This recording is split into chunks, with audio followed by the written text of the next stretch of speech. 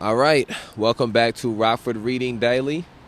We are on Chapter 8 of Race Matters by Cornel West. This is the 25th anniversary edition. This chapter is entitled Malcolm X and the Black Rage. This is one of my personal favorite chapters that I've read from any piece of literature. So let's begin. If ever America undergoes great revolutions, they will be brought about by the presence of the black race on the soil of the United States. That is to say, they will owe their origin not to the equality, but to the inequality of conditions. Alexis de Tocqueville, Democracy in America, 1840. I do not imagine that the white and black races will ever live in any country upon an equal footing. But I believe the difficulty to be still greater in the United States than elsewhere. An isolated individual may surmount the prejudices of religion, of his country, or of his race, and if this individual is a king, he may effect surprising changes in society. But a whole people cannot rise, as it were, above itself. A despot who should subject the Americans and their former slaves to the same yoke might perhaps succeed in commingling their races. But as long as the American democracy remains at the head of affairs, no one will undertake so difficult a task. And it may be foreseen that the freer the white population of the United States becomes, the more isolated will it remain. Alexis de Tocqueville, Democracy in America, 1835.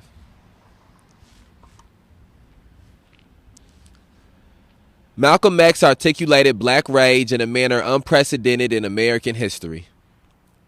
His style of communicating this rage bespoke a boiling urgency and an audacious sincerity.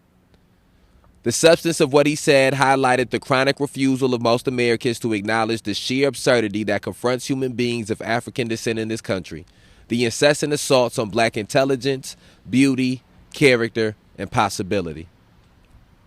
His profound commitment to affirm black humanity at any cost and his tremendous courage to accent the hypocrisy of American society made Malcolm X the prophet of black rage, then and now. Malcolm X was the prophet of black rage primarily because of his great love for black people. His love was neither abstract nor ephemeral. Rather, it was a concrete connection with the degraded and devalued people in need of psychic conversion. This is why Malcolm X's articulation of black rage was not directed first and foremost at white America. Rather, Malcolm believed that if black people felt the love that motivated that rage, the love would produce a psychic conversion in black people. They would affirm themselves as human beings, no longer viewing their bodies, minds, and souls through white lenses, and believing themselves capable of taking control of their own destinies. In American society, especially during Malcolm X's life in the 1950s and early 1960s, such a psychic conversion could easily result in death. A proud, self-affirming black person who truly believed in the capacity of black people to throw off the yoke of white racist oppression and control their own destiny usually ended up as one of those strange fruit that southern trees bore, about which the great Billie Holiday poignantly sang. So when Malcolm X articulated black rage, what up? So when Malcolm X articulated black rage, he knew he also had to exemplify in his own life the courage and sacrifice that any truly self-loving black person needs in order to confront the frightening consequences of being self-loving in American society. In other words, Malcolm X sharply crystallized the relation of black affirmation of self, black desire for freedom, black rage against American society, and the likelihood of early black death. Malcolm X's notion of psychic conversion holds that black people must no longer view themselves through white lenses. He claims black people will never value themselves as long as they subscribe to a standard of valuation that devalues them. For example, Michael Jackson may rightly wish to be viewed as a person, not a color, neither black nor white, but his facial revisions reveal a self-measurement based on a white yardstick. Hence, despite the fact that he is one of the greatest entertainers who has ever lived, he still views himself, at least in part, through white aesthetic lenses that devalue some of his African characteristics. Needless to say, Michael Jackson's example is but the more honest and visible instance of a rather pervasive self-loathing among many of the black professional class. Malcolm X's call for psychic conversion often strikes horror into this privileged group because so much of who they are and what they do is evaluated in terms of their wealth, status, and prestige in American society. On the other hand, this group often understands Malcolm X's claim more than others precisely because they have lived so intimately in a white world in which the devaluation of black people is so often taken for granted or unconsciously assumed. It is no accident that the black middle class has always had an ambivalent relation to Malcolm X, an open rejection to his militant strategy of wholesale defiance of American society, and a secret embrace of his bold truth-telling about the depths of racism in American society. One rarely encounters a picture of Malcolm X, as one does of Martin Luther King Jr., in the office of a black professional, but there is no doubt that Malcolm X dangles as the skeleton in the closet lodged in the racial memory of most black professionals.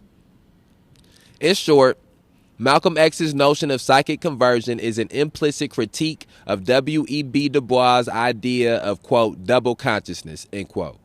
Du Bois wrote, "The Negro is a sort of seventh son, born with the veil and gifted with second sight in this American world, a world which yields him no true self-consciousness, but only lets him see himself through the revelation of the other world. It is a peculiar sensation, this double consciousness, the sense of always looking at oneself through the eyes of others, of measuring one's soul by the tape of a world that looks on in assumed contempt and pity."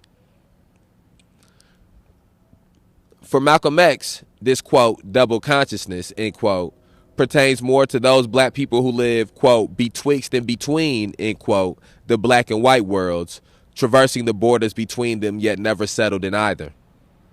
Hence, they crave pure acceptance in both, receive genuine approval from neither, yet persist in viewing themselves through the lenses of a dominant white society. For Malcolm X, this, quote, double consciousness, end quote, is less a description of necessary black mode of being in America than a particular kind of colonized mindset of a specialized group in black America. Du Bois', quote, double consciousness, end quote, seems to lock black people into the quest for white approval and disappointment, owing mainly to white racist assessment, whereas Malcolm X suggests that this tragic syndrome can be broken through psychic conversion. But how? Malcolm X does not put forward a direct answer to this question. First, his well-known distinction between, quote, house Negroes, end quote, who love and protect the white master, and, quote, field Negroes, end quote, who hate and resist the white master, suggests that the masses of black people are more likely to acquire decolonized sensibilities and hence less likely to be, quote, co-opted, end quote, by the white status quo. My fault. It's windy out here tonight, y'all.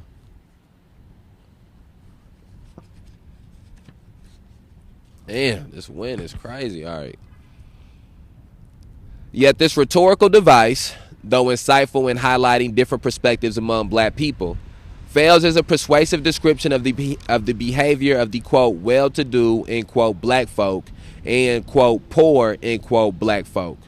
In other words, there are numerous instances of, quote, field Negroes, end quote, with, quote, house Negro, end quote, mentalities, and, quote, house Negroes, end quote, with, quote, field Negro, end quote, mentalities. Malcolm X's often quoted distinction rightly highlights the propensity among highly assimilated black professionals to put, quote, whiteness, end quote, in all its various forms on a pedestal. But it also tends to depict, quote, poor, end quote, black people's notions and enactments of, quote, blackness, end quote, in an uncritical manner. Hence, his implicit critique of Du Bois' idea of, quote, double consciousness, end quote, contains some truth, yet offers an inadequate alternative. Second, Malcolm X's black nationalist viewpoint claims that the only legitimate response to white supremacist ideology and practice is black self-love and black self-determination, free of the tension generated by, quote, double consciousness, end quote. This claim is both subtle and problematic. It is subtle in that every black freedom movement is predicated on an affirmation of African humanity and the quest for black control over the destinies of black people. Yet not every form of black self-love affirms African humanity. Furthermore, not every project of black self-determination consists of a serious quest for black control over the destinies of black people. Malcolm's claim is problematic in that it tends to assume that black nationalisms have a monopoly on black self-love and black self-determination. This fallacious assumption confuses the issues highlighted by black nationalisms with the various ways in which black nationalists and others understand these issues. For example, the grand legacy of Marcus Garvey the great legacy of Marcus Garvey forces us never to forget that black self-love and black self-respect sit at the center of any possible black freedom movement. Yet this does not mean that we must talk about black self-love and black self-respect in the way in which Garvey did, that is, on an imperial model in which black armies and navies signify black power. Similarly, the tradition of Elijah Muhammad compels us to acknowledge the sensuality of black self-regard and black self-esteem, yet that does not entail an acceptance of how Elijah Muhammad talked about achieving this aim, that is, by playing a game of black supremacy that awakens us from our captivity to white supremacy. My point here is that a focus on the issues rightly targeted by black nationalists and an openness to the insights of black nationalists does not necessarily result in an acceptance of black nationalist ideology. Malcolm X tended to make such an unwarranted move, despite his legitimate focus on black self-love, his rich insights on black captivity to white supremacy, and his profound notion of psychic conversion. And then that brings us to a stopping point within that chapter. And we're going to finish this whole chapter in this reading. So I think one of the first things that I will point out and would say about that passage that we just read is I don't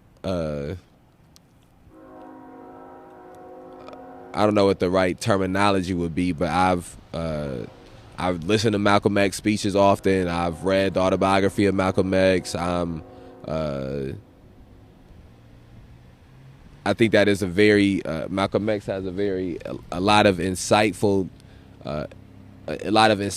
points and a very insightful perspective about race relations in America, about the political system in America, about cultural things in America, about the black community within America. I think a lot of the things that Malcolm X spoke on transcend time periods. I do think that there are some things that he said that were very prophetic towards what would become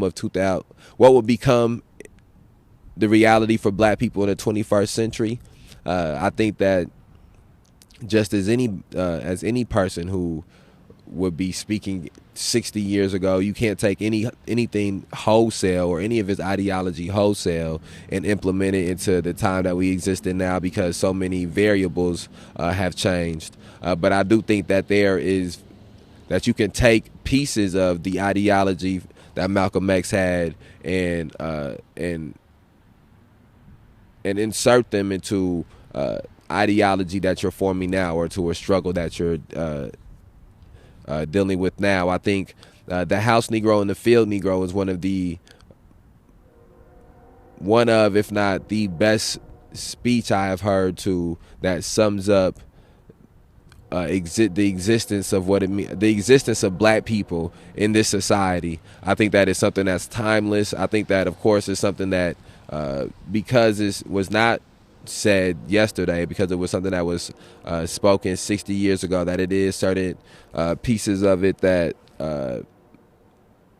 maybe don't resonate the exact same manner that they resonated when he first gave the speech. However, I do think that somebody who can cross-reference and can and has an understanding of where we currently sit in the society right now will be able to hear the things that he said in the House Negro and the Field Negro speech in the 60s and adjust them to the realities in 2021. And when I first heard this speech last year, which that was what I was able to do. I was able to cross-reference the things that he was saying in the 60s and the realities of the 60s to the realities of 2020. I think that also Cornel West made a statement of pointing out how Malcolm X articulated black rage, and he articulated black rage firstly through affirming black identity, and that's something that I put at the forefront of the things that I do personally, and I've tried to put at the forefront, and I've continuously tried to become better at, and that is not articulating black rage through extra emphasis on white supremacy, or put in an extra emphasis on white supremacy, or put in an extra emphasis on attacking white people or white individuals, but by speaking about what the realities are for black people, and allowing speaking about what the realities are for black people, to highlight the reasons, or by speaking about the realities for black people, being able to speak about the reasons those realities exist, and those things point you back to white supremacy, and also speaking about the realities of black people, ensuring that you speak about the black people who have struggled and not just been victimized. It's not simply pointing out the negative things, or the victimizing of black people, but also pointing out the struggle of black people, the triumph of black people.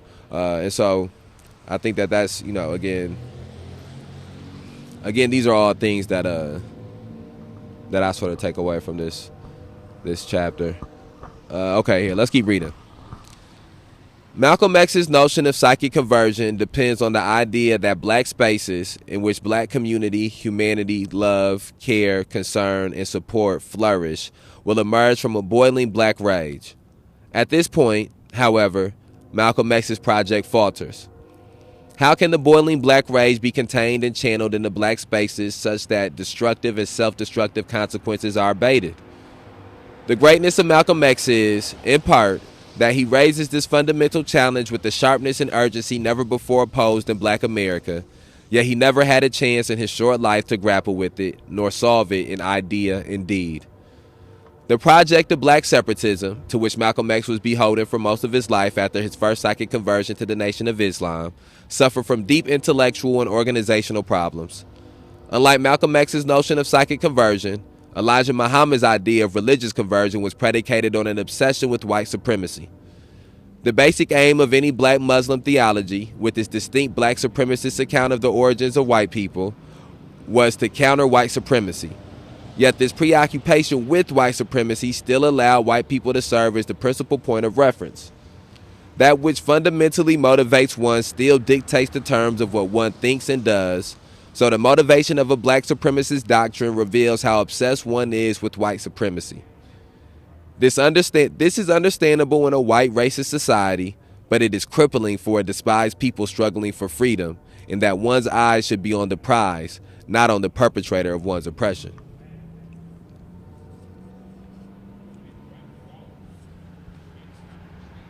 In short, Elijah Muhammad's project remained captive to the supremacy game, a game mastered by the white racists he opposed and imitated with his black supremacy doctrine. Hold on, give me 1 second here.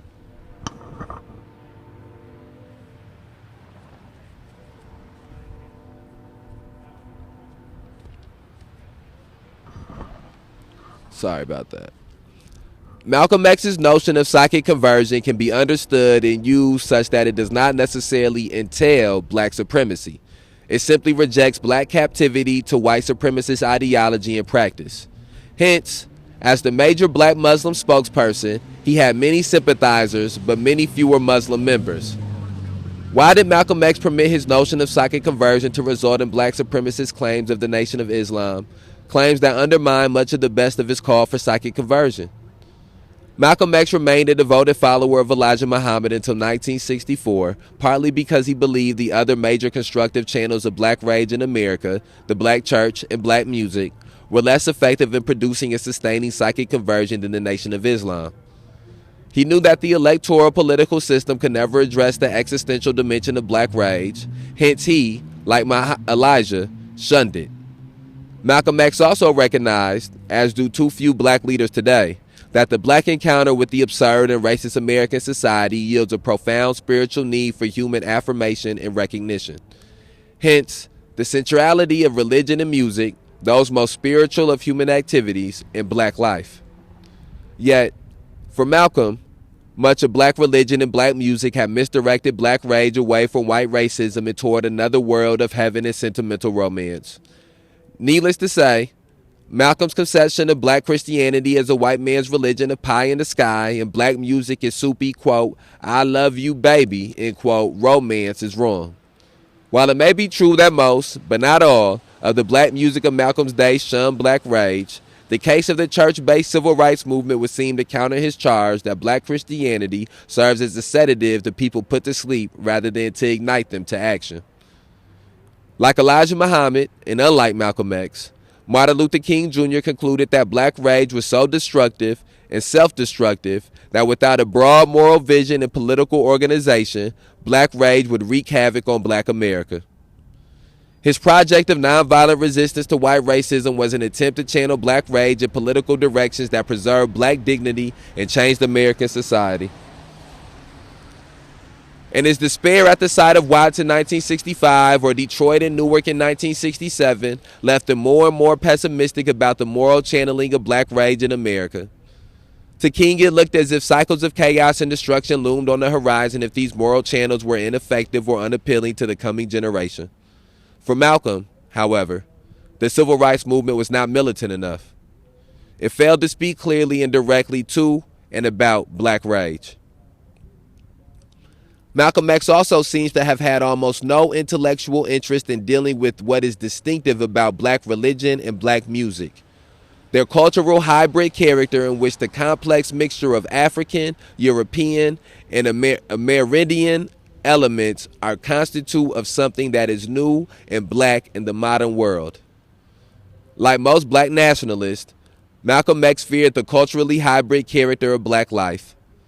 This fear rested upon the need for Manichean, black/white or male/female, channels for the direction of black rage, forms characterized by charismatic leaders, patriarchal structures, and dogmatic pronouncements. To be sure, these forms are similar to those of other religious organizations around the world, yet the fear of black cultural hybridity among the Nation of Islam is significant for its distinctive form of Manichaean theology and authoritarian arrangements. The Manichaean theology kept the white world at bay even as it heralded dominant modern European notions like racial supremacy and nationalism. The authoritarian arrangements imposed a top-down disciplined corps of devoted followers who contained their rage in an atmosphere of cultural repression, regulation of clothing worn, books and records consumed, sexual desire, etc., and paternalistic protection of women. This complex relation of cultural hybridity and critical sensibility, or jazz and democracy, raises interesting questions. If Malcolm X feared cultural hybridity, to what degree or in what sense was he a serious Democrat? Did he believe that the cure to egregious ills of a racist American, quote, democracy, end quote, was more democracy that included black people? Did his relative silence regarding the monarchies he visited in the Middle East bespeak a downplaying of the role of democratic practices in empowering oppressed peoples? Was his fear of cultural hybridity partly rooted in his own reluctance to come to terms with his... Man, my fault. This trying to turn the pages be horrible.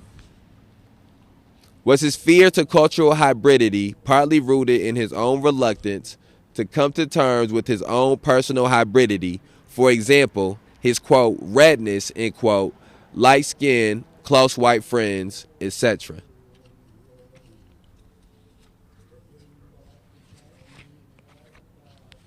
Hold on, man. This shit is crazy.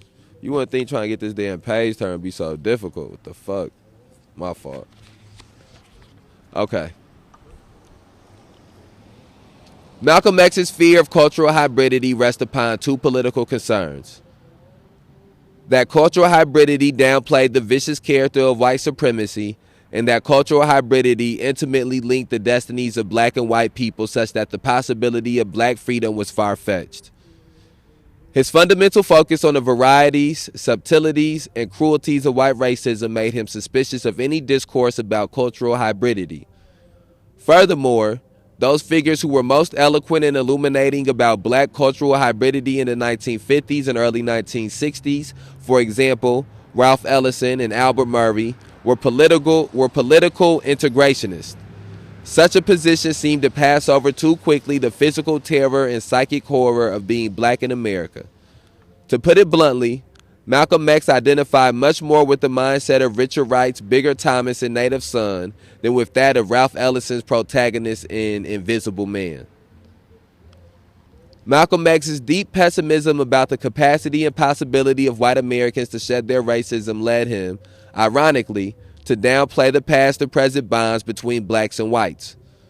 For if the two groups were, as Martin Luther King Jr. put it, locked into, quote, one garment of destiny, end quote, then the very chances for black freedom were nil. This deep pessimism also rendered Malcolm X ambivalent about American democracy, for if the majority were racist, how could the black minority ever be free? Malcolm X's definition of a, quote, nigger, end quote, was, quote, a victim of American democracy, end quote. Had not the hair-invoked democracy of the United States made black people non-citizens or anti-citizens of the republic? Of course, the aim of a constitutional democracy is to safeguard the rights of the minority and avoid the tyranny of the majority. Yet the concrete practice of the U.S. legal system from 1883 to 1964 promoted the tyranny of the white majority much more than the safeguarding of the rights of black Americans. In fact, these tragic facts drove Malcolm X to look elsewhere for the promotion and protection of black people's rights, to institutions such as the United Nations or the Organization of African Unity.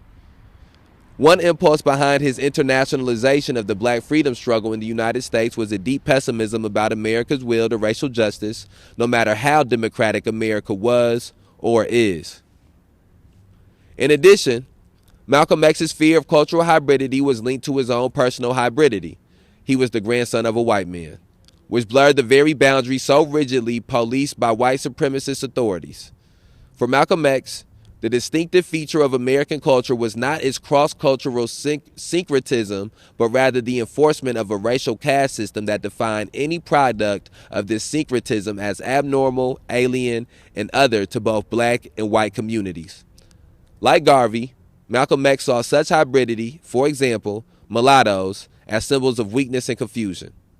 The very idea of not, quote, fitting in, end quote, the U.S. discourse of positively valued whiteness and negatively debased blackness meant one was subject to exclusion and marginalization by whites and blacks. For Malcolm X, in a racist society, this was a form of social death. One would think that Malcolm X's second conversion in 1964 to Orthodox Islam might have allayed his fear of cultural hybridity. Yet there seems to be little evidence that he revised his understanding of the radically culturally hybrid character of black life. Furthermore, his deep pessimism toward American democracy continued after his second conversion, though it was no longer based on mythological grounds but solely on the historical experience of Africans in the modern world. It is no accident that the non-black persons Malcolm X encountered who helped change his mind about the capacity of white people to be human were outside of America and Europe, Muslims in the Middle East. Needless to say, for him, the most striking feature of these Islamic regimes was not their undemocratic practices, but rather their acceptance of his black humanity. This great prophet of black rage, with all his brilliance, courage, and conviction, remained blind to basic structures of domination based on class, gender, and sexual orientation in the Middle East. And that brings us to another stopping point in this chapter, and I think we only got like a page and a half left in this chapter. Man, I'm trying to. It's a lot. This is one of the things about Cornel West that I enjoy, but it's also is. I'm sure it probably can make him an acquired taste is the philosophical manner in which he speaks about things. And it takes to me reading through multiple times. This is the second time that I've read through the book to sometimes grasp the aspect or the grapple with the perspective that he's coming from. And I think that was the main thing that I take away from this chapter, and the main thing that I want to relay as well about this chapter is the importance of Malcolm X and the understanding of black Americans in this country and an understanding of the black experience in this country. I think that Malcolm X is central to that understanding. I think that now, and that's not to say that there aren't other people who aren't central to that understanding, but I think that Malcolm X stands in a very unique place. Excuse me, a very unique place. I think that black rage is something that is. Hold on 1 second, sorry. Black rage is something that is, I would imagine, felt by every black person that exists in this society. I would some of the things that Malcolm X articulates are things that no matter what age a black person is, no matter what background they come from, class that they come from, at some point I believe that they will feel the emotions that Malcolm X gives voice to. But I don't know. I don't necessarily know how true that is for every other black orator or every other black leader or black voice that has existed. And then that does not necessarily mean that his voice is more important than any of those. I just think that his voice, the things he articulates, are more wholly felt in some type of a way, you know. And I'm not sure if I'm necessarily getting this across the right way. If you are black, at some point in time, you will experience and feel the things that Malcolm X articulates experiencing and feeling, and that is not true for every other black person who has been integral in speaking about the black experience in this country.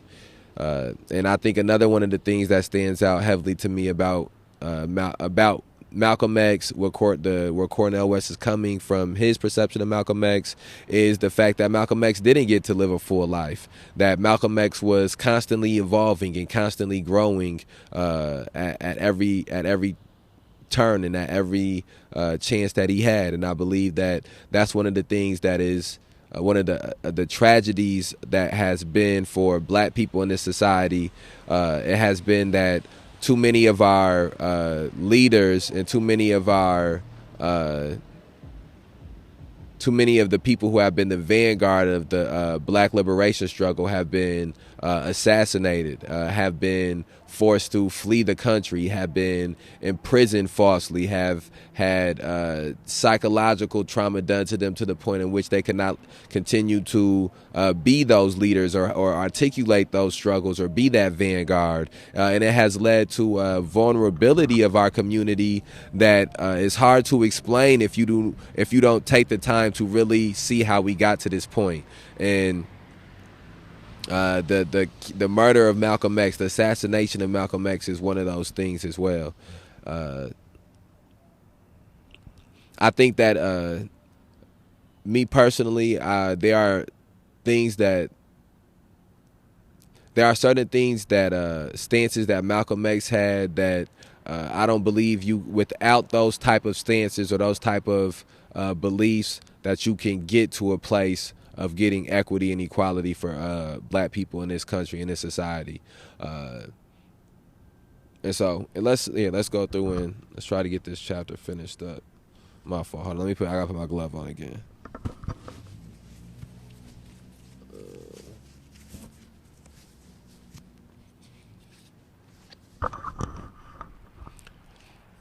The contemporary focus on Malcolm X, especially among black youth, can be understood as both the open articulation of black rage, as in film, videos, and on tapes targeted at whites, Jews, Koreans, black women, black men, and others, and as a desperate attempt to, turning these pages be fucking horrible. Hold on. All right, I'm I'm about to do this whole little piece over again. I already see. Shit. Damn, this shit crazy.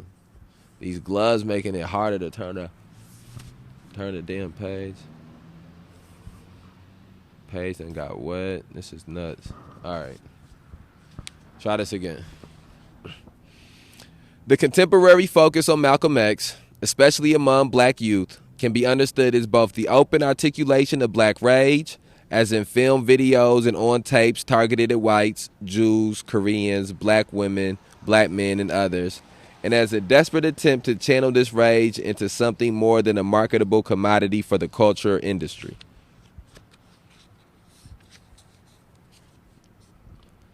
The young black generation are up against forces of death, destruction, and disease unprecedented in the everyday life of black urban people. The raw reality of drugs and guns, despair and decrepitude generates a raw rage that, among past black spokespersons, only Malcolm X's speech approximates. Yet the issue of psychic conversion, cultural hybridity, black supremacy, authoritarian organization, borders and boundaries of sexuality, and other matters all loom large and present. The same issues Malcolm X left dangling at the end of his short life spent articulating black rage and affirming black humanity. If we are to build on the best of Malcolm X, we must preserve and expand his notion of psychic conversion that cements networks and groups in which black community, humanity, love, care, and concern can take root and grow. The work of Bell Hooks is the best example. These spaces, beyond the best of black music and black religion, reject Manichaean ideologies and authoritarian arrangements in the name of moral visions, subtle analyses of wealth and power, and concrete strategies of principled coalitions and democratic alliances. These visions, analyses, and strategies never lose sight of black rage, yet they focus this rage where it belongs, on any form of racism, sexism, homophobia, or economic injustice that impedes the opportunity of, quote, everyday people, end quote, to use the memorable phrase of Sly and the Family Stone in Arrested Development, to live lives of dignity and decency. For example, poverty can be much as a target of rage as degraded identity. Furthermore, the cultural hybrid character of black life leads us to highlight a metaphor alien to Malcolm X's perspective, yet consonant with his performances to audiences, namely the metaphor of jazz. I use the term, quote, jazz, end quote, here not so much as a term for a musical art form as for a mode of being in the world, an improvisational mode of protean, fluid, and flexible dispositions toward reality suspicious of, quote, either or, end quote, viewpoints, dogmatic pronouncements, or supremacist ideologies. To be a jazz freedom fighter is to attempt to galvanize and energize world-weary people into forms of organization with accountable leadership that promote critical exchange and broad reflection. The interplay of individuality and unity is not one of uniformity and unanimity imposed from above, but rather of conflict among diverse groupings that reach a dynamic consensus subject to questioning and criticism. As with the soloist in a jazz quartet, quintet, or band, individuality is promoted in order to sustain and increase the creative tension within the group, a tension that yields higher levels of performance to achieve the aim of the collective project. This kind of critical and democratic sensibility flies in the face of any policing of borders and boundaries of, quote, blackness, end quote, quote, maleness, end quote, quote, femaleness, end quote, or, quote, whiteness, end quote. Black people's rage ought to target white supremacy, but also ought to realize that blackness, per se, can encompass feminists like Frederick Douglass or W.B. Du Bois, can encompass feminists like Frederick Douglass or W.B. Du Bois. Black people's rage should not overlook homophobia, yet also should acknowledge that heterosexuality, per se, can be associated with so-called, quote, straight, end quote, anti-homophobes, just as the struggle against black poverty can be supported by progressive elements of any race, gender, or sexual orientation. Malcolm X was the first great black spokesperson who looked ferocious white racism in the eye, didn't blink, and live long enough to tell America the truth about this glaring hypocrisy in a bold and defiant manner. Unlike Elijah Muhammad and Martin Luther King Jr., he did not live long enough to forge his own distinctive ideas and ways of channeling black rage and constructive channels to change American society. Only if we are as willing as Malcolm X to grow and confront the new challenges posed by the black rage of our day will we take the black freedom struggle to a new and higher level. The future of this country may well depend on it. And that brings us to the end of Race Matters by Cornel West. That's the final chapter. That's the end of chapter 8, Malcolm X and the Black Rage. There is a epilogue which we will read on the next episode of Rockford Reading Daily. I think a lot of that chapter spoke for itself. I think what I want to end on is by saying that Malcolm X, when I think of Malcolm X, I think of growth, constant growth. And I think that that's something that we should all ascribe to as individuals, and that's something that we should all ascribe to as part of collectives and organizations. And my mic's starting to go out too, so I need to end this.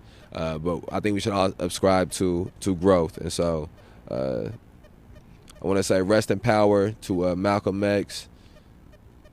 And thanks for listening to this. We'll be back with the next episode with the epilogue. Share this on whatever platform you're listening to it on, and we outside.